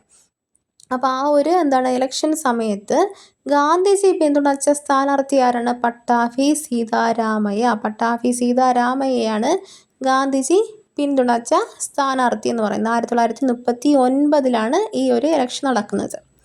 ഗാന്ധിജി ധരിക്കാൻ കുറച്ച് വസ്ത്രം മാത്രം സ്വീകരിക്കാൻ കാരണം പാവങ്ങളോട് ഐക്യദാർഢ്യം പുലർത്തുക എന്ന ഉദ്ദേശത്തോടെയാണ്. അപ്പം ഗാന്ധിജി കുറച്ച് തുണി മാത്രമേ ഉപയോഗിച്ചു, ഒരു ചെറിയ തോർത്ത് മാത്രമാണ് ഉപയോഗിച്ചിട്ടുള്ളൂ. അപ്പം കുറച്ച് വസ്ത്രം മാത്രം അങ്ങനെ ആ ഒരു രീതി സ്വീകരിക്കാൻ കാരണം പാവങ്ങളോട് ഐക്യദാർഢ്യം പുലർത്തുക എന്ന ഉദ്ദേശത്തോടെ. ഗാന്ധിജിയുടെ ചെറുപ്പകാലമുള്ള ഫോട്ടോസ് കണ്ടു കഴിഞ്ഞാൽ നല്ല രീതിയിലുള്ള നല്ല പണക്കാരുടെ വസ്ത്രമാണ്. ഗാന്ധിജി കുടുംബപരമായിട്ട് നല്ല സാമ്പത്തികമൊക്കെ ഉള്ള ഫാമിലിയിൽപ്പെട്ടതാണ് ഗാന്ധിജി. അപ്പം ഗാന്ധിജി ചെറുപ്പകാലത്ത് ഗാന്ധിജി അഭിഭാഷക ജോലിയെല്ലാം ഏർപ്പെട്ടുകൊണ്ടിരുന്ന സമയത്തും ദക്ഷിണാഫ്രിക്കയിലൊക്കെ ആയിരുന്ന സമയത്ത് നല്ല രീതിയിൽ ടിപ്പ് ടോപ്പായിട്ടാണ് ഗാന്ധിജി ജീവിച്ചത്. പക്ഷേ ഗാന്ധിജി നമ്മുടെ ഇന്ത്യയിലേക്ക് വന്നു, ഇന്ത്യൻ ജനങ്ങളുടെ അവസ്ഥ കണ്ടു, ഇന്ത്യൻ ജനങ്ങളുടെ കൂടെ അവരോടൊപ്പം നിന്ന് പ്രവർത്തിക്കാൻ തുടങ്ങിയപ്പോഴാണ് ഗാന്ധിജി തൻ്റെ വേഷത്തിൽ പോലും ഇങ്ങനെ ഒരു മാറ്റം കൊണ്ടുവന്നത്.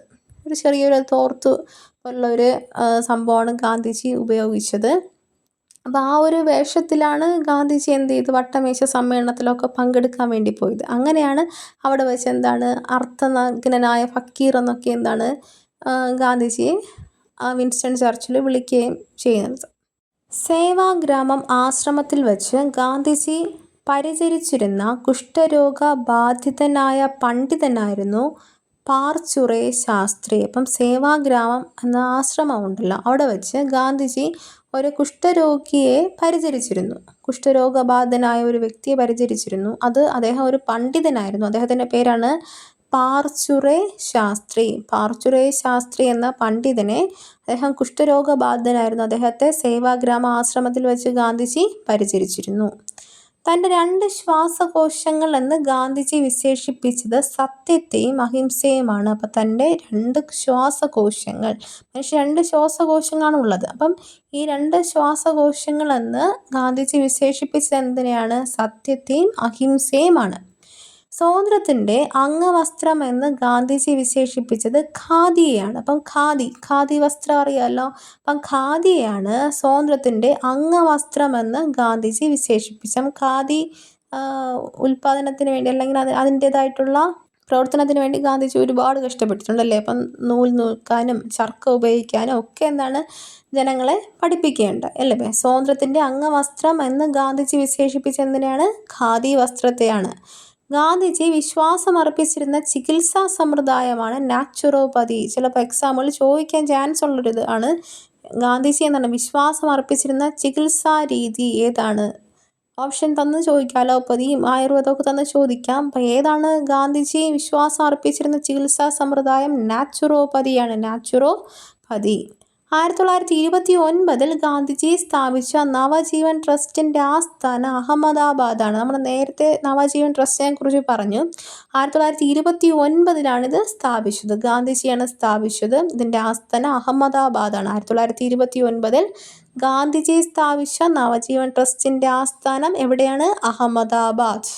ഞാൻ മുട്ടുകുത്തി നിന്നുകൊണ്ട് അങ്ങയോട് അപ്പം ചോദിച്ചു, എന്നാൽ കല്ലാണ് അങ്ങ് എറിഞ്ഞു തന്നത് എന്ന് ഗാന്ധിജി വൈസ്രോയി ഇർവിൻ പ്രഭുവിന് കത്തെഴുതിയത് സിവിൽ ആജ്ഞാലംഘന പ്രസ്ഥാനത്തിന് മുൻപാണ്. അപ്പം സിവിൽ ആജ്ഞാലംഘന പ്രസ്ഥാനം, അപ്പം അതിനു മുമ്പാണ് ഗാന്ധിജി ഒരു പ്രസ്താവന അല്ലെങ്കിൽ എന്താണ് തൻ്റെ കത്തിലൂടെ ഇർവിൻ പ്രഭുവിന്, വൈസ്രോയി ആയിരുന്ന ഇർവിൻ പ്രഭുവിന് കത്തെഴുതിയപ്പോൾ അതിലെഴുതിയ ഒരു പ്രസ്താവന ഇങ്ങനെയാണ്: ഞാൻ മുട്ടുകുത്തി നിന്നുകൊണ്ട് അങ്ങയോട് അപ്പം ചോദിച്ചു, എന്നാൽ കല്ലാണ് അങ്ങ് എറിഞ്ഞ് തന്നത് എന്ന പ്രസ്താവന എന്തിലാണ് പറഞ്ഞത്? ഗാന്ധിജി വൈസ്രോയി ആയിരുന്ന ഇർവിൻ പ്രഭുവിന് കത്തെഴുതിയപ്പോഴാണ് ഇത് പറഞ്ഞത്. സിവിൽ ആജ്ഞാലംഘന പ്രസ്ഥാനത്തിന് മുമ്പാണിത് പറഞ്ഞത്. രാജ്യസ്നേഹികളുടെ രാജകുമാരൻ എന്ന് ഗാന്ധിജി വിശേഷിപ്പിച്ചത് ആരെയാണ്? സുഭാഷ് ചന്ദ്രബോസ്. നമ്മൾ നേരത്തെ പറഞ്ഞു. സത്യാഗ്രഹികളിൽ രാജകുമാരൻ എന്ന് ഗാന്ധിജി വിശേഷിപ്പിച്ചത് ആരെയാണ്? യേശുക്രിസ്തുവിനെയാണ്. ഇത് 2 കാര്യങ്ങൾ നമ്മൾ നേരത്തെ പറഞ്ഞതാണ്, റിപ്പീറ്റഡ് ആയി പോയതാണ്. 1940 ഗാന്ധിജി വ്യക്തി സത്യാഗ്രഹം ആരംഭിച്ചത്. 1940 ഗാന്ധിജി വ്യക്തി സത്യാഗ്രഹം ആരംഭിച്ചത്. ഇതിനായി തിരഞ്ഞെടുത്ത ആദ്യത്തെ സത്യാഗ്രഹി ജവഹർലാൽ നെഹ്റു ആയിരുന്നു. അപ്പം വ്യക്തി സത്യാഗ്രഹത്തിനായി ഗാന്ധിജി തിരഞ്ഞെടുത്തത് ആരെയാണ്? നെഹ്റുവിനെയാണ്. വർഷം 1940. വ്യക്തി സത്യാഗ്രഹം. വ്യക്തി സത്യാഗ്രഹത്തിനായി തിരഞ്ഞെടുക്കപ്പെട്ട രണ്ടാമത്തെ ആൾ വിനോദ ഭാവെയായിരുന്നു. വിനോദ ഭാവെയാണ് രണ്ടാമത്തെ ആൾ. അപ്പം വ്യക്തി സത്യാഗ്രഹത്തിന് ആദ്യം തിരഞ്ഞെടുക്കപ്പെട്ടത് നെഹ്റുവും രണ്ടാമത് വിനോബ ഭാവെ. ഗാന്ധിജിയുടെ ആത്മീയ പിൻഗാമി എന്നറിയപ്പെടുന്ന ആരാണ്? വിനോദ ഭാവെയാണ്. അപ്പം വിനോബ ഭാവെയാണ് ഗാന്ധിജിയുടെ ആത്മീയ പിൻഗാമി എന്ന് അറിയപ്പെട്ടത്. ഗ്രേറ്റ് സെന്റിനൽ, മഹാനായ കാവൽക്കാരൻ എന്ന് ഗാന്ധിജി വിശേഷിപ്പിച്ചത് മഹാകവി ടാഗോറിനെയാണ്. ഗ്രേറ്റ് സെന്റിനൽ അല്ലെങ്കിൽ മഹാനായ കാവൽക്കാരൻ എന്ന് ഗാന്ധിജി വിശേഷിപ്പിച്ചത് ആരെയാണ്? മഹാകവി ടാഗോറിനെയാണ്. 1940 ഗാന്ധിജി കസ്തൂർബയുമൊത്ത് ശാന്തിനികേതൻ സന്ദർശിച്ചു. വർഷം ഓർക്കുക. ഗാന്ധിജിയും കസ്തൂർബ ഗാന്ധി, അതായത് ഗാന്ധിജിയുടെ ഭാര്യയുമൊത്ത് ശാന്തിനികേതൻ സന്ദർശിച്ച വർഷം ഏതാണ്? 1940. 1940 ഗാന്ധിജി കസ്തൂർബയുമൊത്ത് ശാന്തിനികേതൻ സന്ദർശിച്ചു. ശാന്തിനികേതൻ ആരുടേതാണ്? ടാഗോറിൻ്റെയാണ് കേട്ടോ, ടാഗോറിൻ്റെത്. ടാഗോറും ഗാന്ധിജിയെ അവസാനമായി കണ്ട സന്ദർഭമായിരുന്നു അത്. അപ്പോൾ 1940 ടാഗോറും ഗാന്ധിജിയും അവസാനമായിട്ട് കണ്ടുമുട്ടിയ ഒരു സന്ദർഭം. 1941 ടാഗോർ മരിക്കുകയുണ്ടായി. അതുകൊണ്ട് 1940 ഓർക്കുക. 1941 ടാഗോർ മരിക്കുന്നു. 1940 എന്ത് ചെയ്തു? അവസാനമായിട്ട് ടാഗോറും ഗാന്ധിജിയും കണ്ടുമുട്ടുകയുണ്ടായി. 1945 ഗാന്ധിജിയുടെ അവസാനത്തെ ശാന്തിനികേതൻ സന്ദർശനം. അപ്പം ടാഗോറിൻ്റെ മരണശേഷം, അതായത് 1941 ടാഗോർ മരിച്ചു.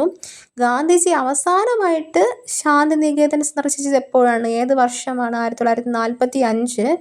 ടാഗോർ ജീവിച്ചിരുന്ന സമയത്ത്, അതായത് 1940 ഗാന്ധിജി എന്ത് ചെയ്തു?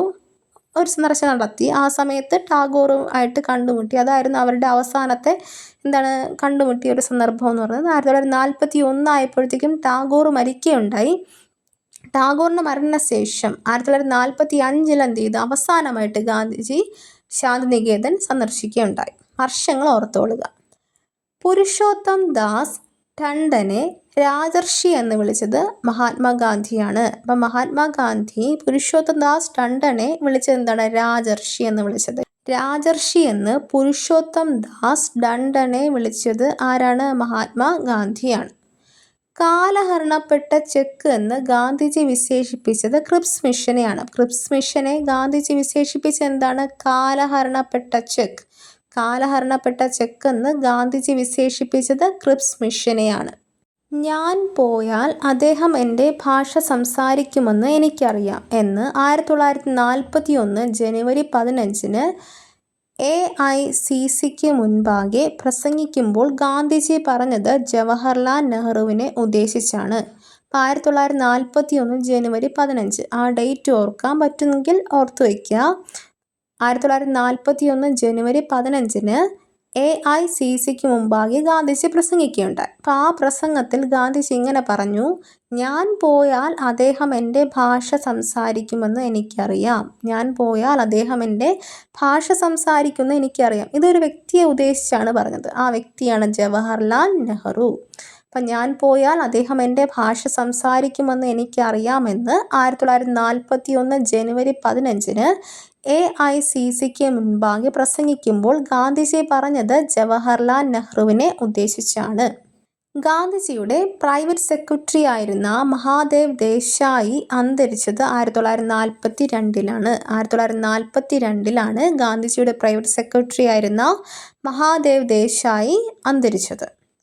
ഗാന്ധിജിയുടെ ആത്മകഥ ഗുജറാത്തി ഭാഷയിൽ നിന്ന് ഇംഗ്ലീഷിലേക്ക് പരിഭാഷപ്പെടുത്തിയത് മഹാദേവ് ദേശായിയാണ്. അപ്പം ഗാന്ധിജിയുടെ പ്രൈവറ്റ് സെക്രട്ടറി ആയിരുന്നു മഹാദേവ് ദേശായി. അദ്ദേഹം 1942 അന്തരിച്ചത്. അപ്പം ഗാന്ധിജിയുടെ ആത്മകഥയുണ്ടല്ലോ, എൻ്റെ സത്യാന്വേഷണ പരീക്ഷണങ്ങൾ. ഗാന്ധിജി എഴുതിയത് ഏത് ഭാഷയിലാണ്? ഗുജറാത്തി ഭാഷയിലാണ് ഗാന്ധിജി അത് രചിച്ചത്. അതിനെ ഇംഗ്ലീഷ് ഭാഷയിലേക്ക് പരിഭാഷപ്പെടുത്തിയതാണ് മഹാദേവ് ദേശായിയാണ്. മഹാദേവ് ദേശായി ആരായിരുന്നു? ഗാന്ധിജിയുടെ പ്രൈവറ്റ് സെക്രട്ടറിയാണ്. 1942 ഓഗസ്റ്റ് 15 മഹാദേവ് ദേശായി അന്തരിച്ചത്. 1942 ഓഗസ്റ്റ് 15 വർഷം ഓർത്തിരിക്കുക. അതുപോലെ തന്നെ ഡേറ്റ് ഓർത്തിരിക്കുക വളരെ എളുപ്പമാണ് അല്ലേ? 1942 വേറെ ഒരു പ്രത്യേകതയുണ്ട്. ക്വിറ്റ് ഇന്ത്യ സമരം തുടങ്ങിയ വർഷമാണ് 1942. അത് ഓർത്തിരിക്കുക എളുപ്പമാണ് അല്ലേ? അപ്പോൾ 1942 ഓഗസ്റ്റ് 15 മഹാദേവ് ദേശായി അന്തരിച്ചത്. അപ്പോൾ മഹാദേവ് ദേശായി ഗാന്ധിജിയുമായിട്ട് റിലേറ്റ് ചെയ്ത് തന്നെ പഠിക്കുന്ന അദ്ദേഹത്തിൻ്റെ പ്രൈവറ്റ് സെക്രട്ടറി ആയിരുന്നു. മറന്നു പോകരുത്. അദ്ദേഹത്തിൻ്റെ ഗാന്ധിജിയുടെ ആത്മകഥയായിട്ടുള്ള എൻ്റെ സത്യാന്വേഷണ പരീക്ഷണങ്ങൾ ഗുജറാത്തി ഭാഷയിൽ നിന്ന് ഇംഗ്ലീഷ് ഭാഷയിലേക്ക് പരിഭാഷപ്പെടുത്തിയത് ആരാണ്? മഹാദേവ് ദേശായിയാണ്. മഹാദേവ് ദേശായിയുടെ നിര്യാണ ശേഷം ഗാന്ധിജിയുടെ പ്രൈവറ്റ് സെക്രട്ടറി ആയത് പ്യാരേലാൽ നയ്യാറാണ്. അപ്പം മഹാദേവ് ദേശായി മരിച്ചു. അപ്പം അതിനുശേഷം അടുത്തൊരു പ്രൈവറ്റ് സെക്രട്ടറി വരണമല്ലോ. അപ്പം അങ്ങനെ പ്രൈവറ്റ് സെക്രട്ടറി ആയത് ആരാണ്? പ്യാരേലാൽ നയ്യാർ. പ്യാരേലാൽ നയ്യാറാണ് മഹാദേവ് ദേശായിക്ക് ശേഷം ഗാന്ധിജിയുടെ പ്രൈവറ്റ് സെക്രട്ടറി ആയത്. പ്യാരേലാൽ നയ്യാറുടെ സഹോദരി സുശീല നയ്യാർ ആയിരുന്നു ഗാന്ധിജിയുടെ പേഴ്സണൽ ഫിസിഷ്യൻ. അപ്പം ഗാന്ധിജിക്ക് പേഴ്സണൽ ഫിസിഷ്യൻ ഉണ്ടായിരുന്നു. അപ്പം ആ പേഴ്സണൽ ഫിസിഷ്യൻ ആരാണ്? സുശീല നയ്യാറാണ്. അപ്പം പ്യാരേലാൽ നയ്യാറുടെ സഹോദരിയാണ് സുശീല നയ്യാർ. അപ്പോൾ അവരായിരുന്നു ഗാന്ധിജിയുടെ പേഴ്സണൽ ഫിസിഷ്യൻ. കണക്ട് ചെയ്ത് പഠിക്കുക എളുപ്പമല്ലേ? മഹാദേവ് ദേശായി ആരായിരുന്നു? ഗാന്ധിജിയുടെ പ്രൈവറ്റ് സെക്രട്ടറി ആയിരുന്നു. അദ്ദേഹം മരിച്ചതിന് ശേഷം പ്യാരേലാൽ നയ്യാർ ആയിരുന്നു ഗാന്ധിജിയുടെ പ്രൈവറ്റ് സെക്രട്ടറി ആയത്. പിന്നെ പ്യാരേലാൽ നയ്യാറുടെ സഹോദരിയാണ് സുശീല നയ്യാർ. സുശീല നയ്യാർ ആരായിരുന്നു? ഗാന്ധിജിയുടെ പേഴ്സണൽ ഫിസിഷ്യൻ ആയിരുന്നു. ഇനി പ്രവർത്തിക്കുക അല്ലെങ്കിൽ മരിക്കുക എന്ന് ഗാന്ധിജി ആഹ്വാനം ചെയ്തത് ക്വിറ്റ് ഇന്ത്യ സമരകാലത്താണ്. അപ്പോൾ ക്വിറ്റ് ഇന്ത്യ സമരം നമുക്ക് എല്ലാവർക്കും അറിയുന്നൊരു സമരമാണ് അല്ലെ? ക്വിറ്റ് ഇന്ത്യ സമരം 1942 ഓഗസ്റ്റ് 9 തുടങ്ങിയതാണ് ക്വിറ്റ് ഇന്ത്യ സമരം. അപ്പം പ്രവർത്തിക്കുക അല്ലെങ്കിൽ മരിക്കുക എന്ന ആഹ്വാനം എപ്പോഴാണ് ഗാന്ധിജി കൊടുത്തത്? ക്വിറ്റ് ഇന്ത്യ സമരകാലത്താണ്. ക്വിറ്റ് ഇന്ത്യ സമരത്തിന് അറസ്റ്റിലായപ്പോൾ ഗാന്ധിജി തടവ് അനുഭവിച്ചത് പൂനെയിലെ ആഗാഖാൻ കൊട്ടാരത്തിലാണ്. അപ്പം ക്വിറ്റ് ഇന്ത്യ സമരം തുടങ്ങി. ക്വിറ്റ് ഇന്ത്യ സമരത്തിനോടനുബന്ധിച്ച് അങ്ങനെ പ്രകടനം നടത്തി ഇങ്ങനെ വരുമ്പോഴത്തേക്കും ഗാന്ധിജിയെയും കൂട്ടരെ എന്ത് ചെയ്തു, അറസ്റ്റ് ചെയ്തു. അങ്ങനെ അറസ്റ്റ് ചെയ്ത ഗാന്ധിജിയെ കൊണ്ട് പാർപ്പിച്ച ജയിൽ എവിടെയാണ്? പൂനെയിലെ ആഗാഖാൻ കൊട്ടാരത്തിലാണ് ഗാന്ധിജി എന്ത് ചെയ്ത് പാർപ്പിച്ചത്. ക്വിറ്റ് ഇന്ത്യ സമരത്തിന് അറസ്റ്റിലായ ഗാന്ധിജിയെ തടവ് അനുഭവിച്ചത് എവിടെയാണ്? പൂനെയിലെ ആഗാഖാൻ കൊട്ടാരത്തിൽ. ഗാന്ധിജി അവസാനമായി തടവ് അനുഭവിച്ചത് ആഗാഖാൻ കൊട്ടാരത്തിലാണ്. അപ്പം ക്വിറ്റ് ഇന്ത്യ സമരത്തിനിടെ എന്ത് ചെയ്തു, ഗാന്ധിജി അറസ്റ്റിലാക്കപ്പെടുകയും അവിടെ നിന്ന് എന്താണ് ആഗാഖാൻ കൊട്ടാരത്തിൽ എന്താണ് ജയിൽവാസം അനുഭവിക്കുകയും ചെയ്യുകയാണ്. 2 വർഷത്തെ തടവ് ജീവിതത്തിനിടെ താങ്ങാനാവാത്ത 2 ദുരന്തങ്ങൾ അദ്ദേഹം എന്ത് ചെയ്തു, നേരിട്ടു. അപ്പം 2 ദുരന്തങ്ങളാണ് അദ്ദേഹം ആ ഒരു ജയിൽവാസത്തിനിടയിൽ നേരിട്ടത്. ഒന്നാമത്തേത്, ജയിലിലടയ്ക്കപ്പെട്ട 6-ാം ദിവസം ഗാന്ധിജിയുടെ പ്രൈവറ്റ് സെക്രട്ടറി ആയിരുന്ന മഹാദേവ് ദേശായി എന്ത് ചെയ്തു, അന്തരിച്ചു. നമ്മൾ പറഞ്ഞതാണ് അല്ലേ, 1942 ഓഗസ്റ്റ് 9-ാം തീയതി ക്വിറ്റ് ഇന്ത്യ സമരം ആരംഭിക്കുന്നു. ഗാന്ധിജി അറസ്റ്റ് വരിക്കപ്പെടുന്നു.